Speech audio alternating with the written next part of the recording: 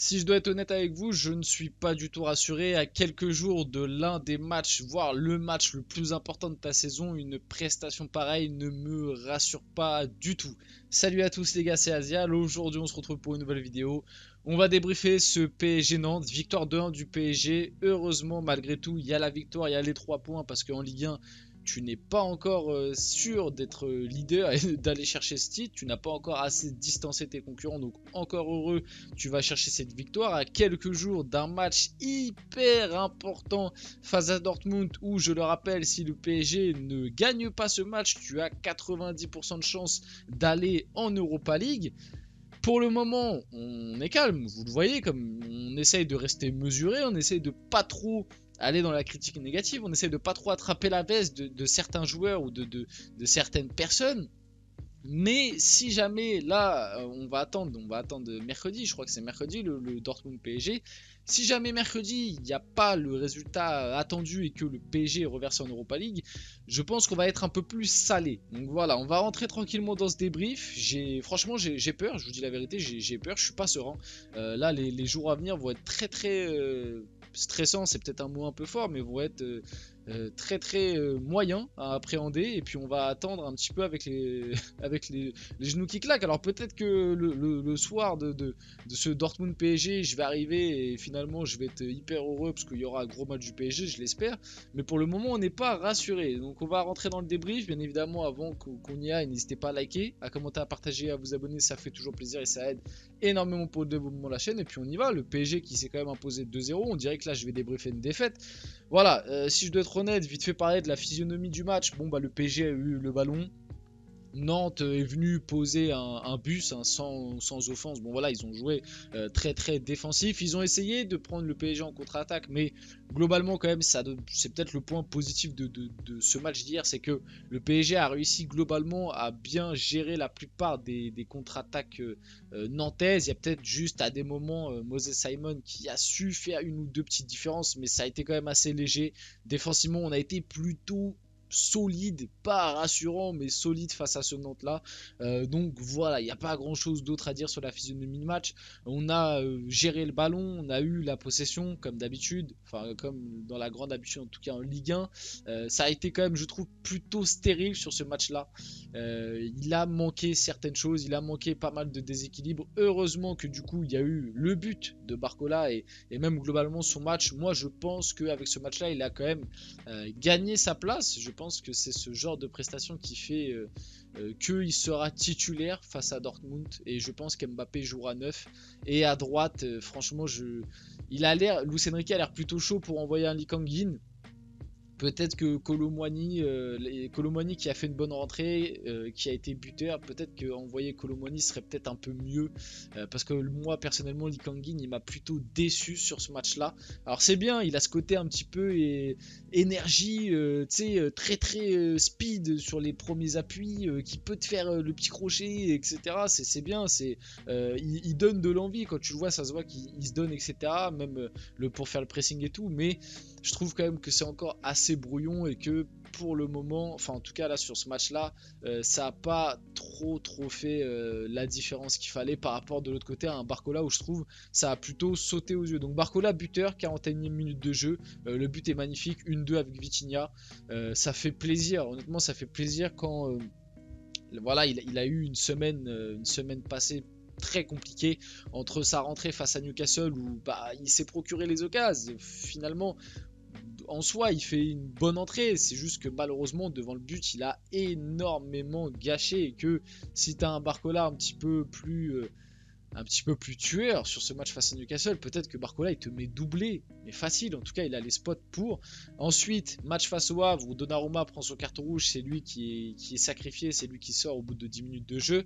Là il est renvoyé titulaire, ça fait plaisir, il marque, en plus il fait un très bon match. Honnêtement il a été bon Barcola, je pense que c'est l'homme du match, enfin moi personnellement c'est à lui que je le donnerais, je sais pas qui il a été, mais voilà, vraiment il a été très solide et c'est plutôt rassurant. Malheureusement, à la 55e minute de jeu, Nantes va revenir au score et va marquer sur corner. Un corner qui en plus ne devait pas être sifflé puisqu'il n'y avait pas corner.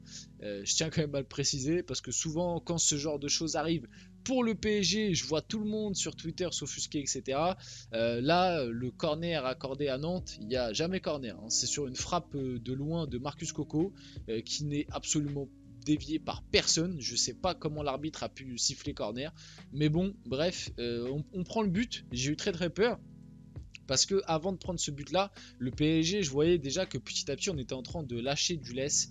Je sais pas si ça se dit, on était en train, bref, voilà, on était en train de lâcher petit à petit. On était moins là, on avait moins le ballon, on arrivait moins à faire coulisser leur bloc. On était un peu plus fébrile, on commençait à de plus en plus paniquer derrière, j'ai envie de dire. Et là, tu prends ce but, je me suis dit, oh là là, je sens le scénario catastrophique. Je sens un PSG qui va s'écrouler en fin de match, on va perdre le match 2-1. On va aborder la confrontation face à Dortmund avec la peur au ventre. Au final, c'est pas ce qui s'est déroulé. L'un des points positifs de cette soirée, et j'en avais déjà parlé avant le match, j'avais fait une petite vidéo actu. On parlait du retour de Zaïre Emery et de Marquinhos. Les deux ont joué. Zaïre Emery a eu 30 minutes de jeu et les deux, et Marquinhos a eu 60 minutes, et les deux m'ont paru plutôt en jambes. Ils ont fait les courses, voilà. Je pense que le temps de jeu a été plutôt bien géré sur ce point de vue là par Luis Enrique, et je pense qu'avec ce genre d'indication là, le fait que Zaïre Emery fasse 30 minutes et Marquinhos 60, je pense que ça veut dire qu'ils seront titulaires face à Dortmund, et on en a besoin. On en a besoin parce que malgré tout, on peut les critiquer à des moments, surtout Marquinhos qui à des moments est critiqué, mais ça reste quand même notre valeur sûre entre guillemets en défense, parce que moi personnellement, avoir Skriniar et Danilo, les deux ensemble, je suis pas du tout fan. L'un des deux, il n'y a aucun problème. Danilo là avec Marquinhos, ça a été solide. Danilo il fait plutôt un bon match. Dès qu'il y a eu les deux derrière, Skriniar et Danilo ensemble, j'ai les genoux qui tremblent un peu plus, parce qu'en fait t'as personne qui est là pour un peu faire la couverture. Les deux sont d'une lenteur absolument abominable. Et du coup, il suffit que tu aies un attaquant un peu rapide. Je rappelle quand même que du côté de Dortmund, tu as du Daniel Malen, tu as du Adeyemi, ce style de joueur-là. Face à Skriniar et Danilo, ça va me faire très peur si on envoie les deux. Donc moi, je préfère avoir Marquinhos. Même si Marquinhos, des fois, il peut faire ses gogoleries. Au moins sur cet aspect-là, je suis un peu plus rassuré. Le deuxième but du PSG arrive en toute fin de match sur un coup franc provoqué par Dembélé qui est bien tiré, sur une tête bien tirée par les Kangin. C'est Lucas Hernandez qui va mettre la tête. Alban Lafont fait d'abord un bel arrêt. Ça revient dans l'épée de Kolo Muani qui t'envoie un missile, un missile à bout portant. Donc 2-1 pour le PSG, c'est bien pour la confiance de Kolo Muani. Comme je le dis, hein, je suis honnête, Kolo Muani, je lui ai un peu tapé dessus récemment. Là, bon, il est rentré que 10 minutes. Mais son entrée est plutôt bonne et bizarrement, il est rentré sur le côté. Non, mais les mecs, qui est...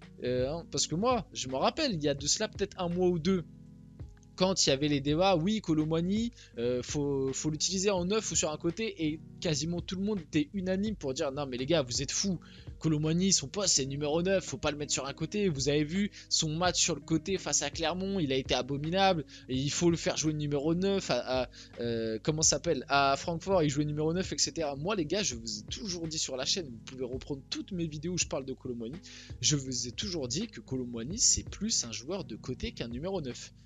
Mais moi je le pense vraiment, premier degré. Ou alors, il peut jouer numéro 9, mais dans la manière dont le PSG de Luis Enrique joue cette saison, Kolo Muani en numéro 9, ce n'est pas possible.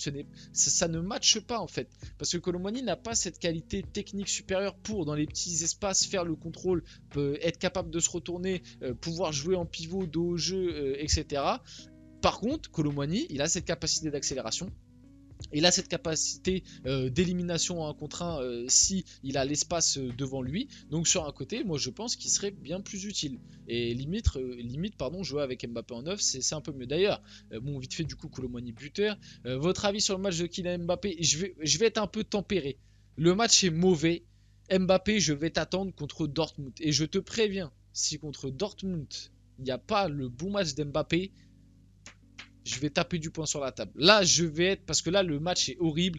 Sur la question, préférez-vous voir Mbappé évoluer sur l'aile gauche ou en tant que numéro 9? Moi, je vais répondre très clairement. Déjà, et j'ai vu passer ça, j'ai vu passer ça, je suis pas le premier à le dire, mais déjà qu'on se pose autant de questions sur le poste d'Mbappé, sur avec qui doit jouer Mbappé, sur comment l'équipe doit jouer pour Mbappé, déjà c'est un problème. Si pour moi tu es vraiment un joueur supérieur, tu es censé être un des meilleurs joueurs du monde, tu es censé être capable de t'adapter un minimum avec n'importe quelle configuration et avec n'importe quel coéquipier dans n'importe quel poste. Alors ok, tu as des préférences et tout, on le sait, Mbappé, je pense le jeu qu'il le préférerait, c'est un jeu de transition où il a un autre attaquant et qui peut tourner autour de lui. On le sait, d'accord.